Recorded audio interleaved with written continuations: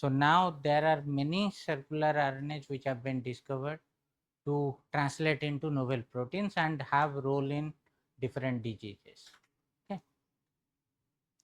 And this one I have already said, like a million circRNA are there, but very few of them have been characterized because it's not possible to characterize, like silence them or overexpress them and see their functions.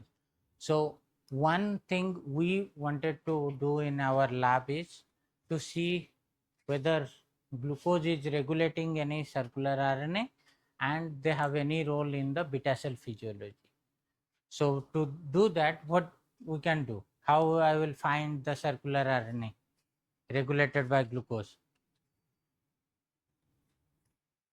I need some help. जितना जल्दी बोलोगे खत्म करेंगे, lunch के लिए जाएंगे. नहीं बोलोगे टाइम लगेगा, है ना?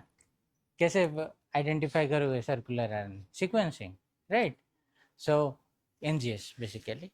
So you take the RNA, you do the NGS, and then find how many RNA circles are getting expressed in low glucose and in high glucose condition. Beta cells are treated with low glucose or high glucose, and we are seeing how many circular RNAs are changing between this. Like you see here, there are some which are specifically expressed in low glucose, some are specifically expressed in high glucose, some are common which are like differentially expressed, right?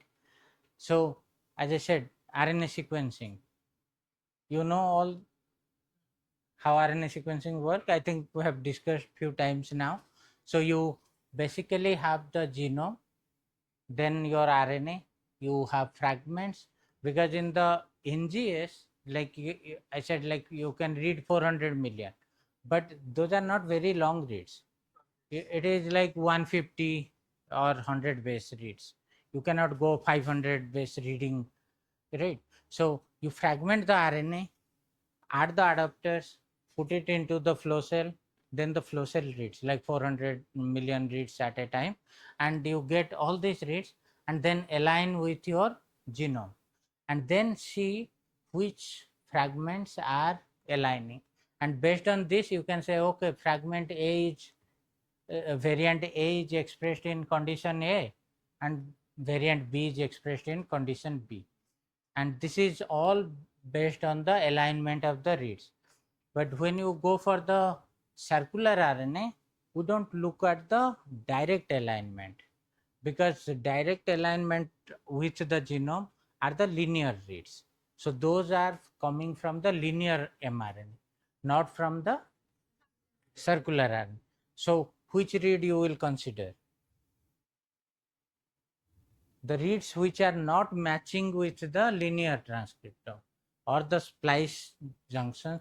So you have linear reads which are matching perfectly with the linear transcriptome or the genome, and you have fusion reads which are coming from exon boundaries or from RNA circles or any kind of misarranged chromosomal relocation. Okay, so you have one fragment from one chromosome, another fragment from another chromosome. That way you will have fusion reads. When you align with the genome, you will see, oh, half of the fragment is coming from this region, another half is coming from other chromosome. And in case of circular RNA, what you see is the first half of the read. Here you see the RNA-seq read. This is the first half of the read matching with the downstream sequence, and the last half of the read matching with the upstream sequence. So it's a head to tail joining. So basically all the reads are like split into different halves and matched with the genome, and if the last half is matching at the upstream sequence, first half matching with the downstream sequence, then you can see this is might be coming from the circular RNA or of the head tail joining, and then the program can tell you, okay, these three exons are there, so joining those three exon sequences you can get the full sequence of the circular RNA. right? All got it? Yes or no? हाँ, 4 लोग ही yes बोल रहे हो. हाँ, बाकी लोगों को भूख लग रहा है. हाँ, नहीं समझ में आया. हाँ, स्किप कर दें. नहीं. Okay, so let's see. So this is your ज्ञान कोर्स एट गुरु घासीदास विश्वविद्यालय Bilaspur. Imagine that is your transcript sequence or your genome sequence. You want to do RNA-seq. Now you fragment that, put the adapters, go for sequencing, and then align with your reference genome. Now you have multiple fragments here aligning at different places.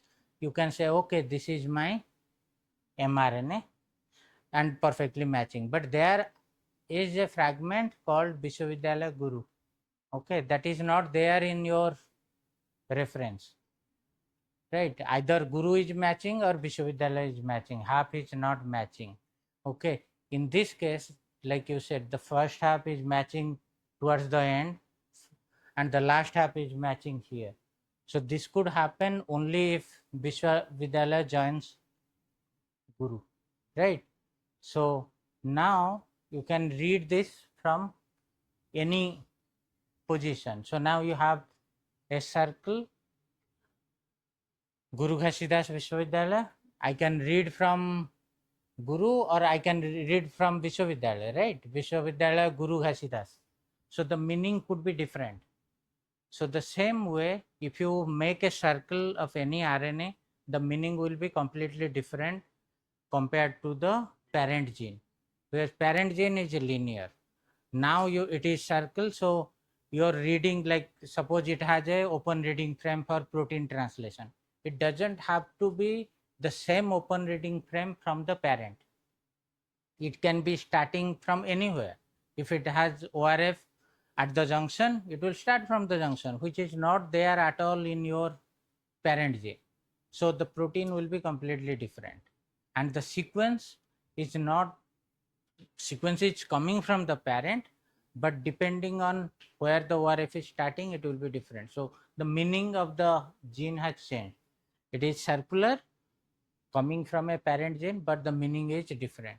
So what we found from the sequencing is, after the sequencing, we aligned and found thousands of circular RNA, and few of them we took it for validation, because everything like 1000 we cannot go for PCR and validate. So some of the circular RNA which are highly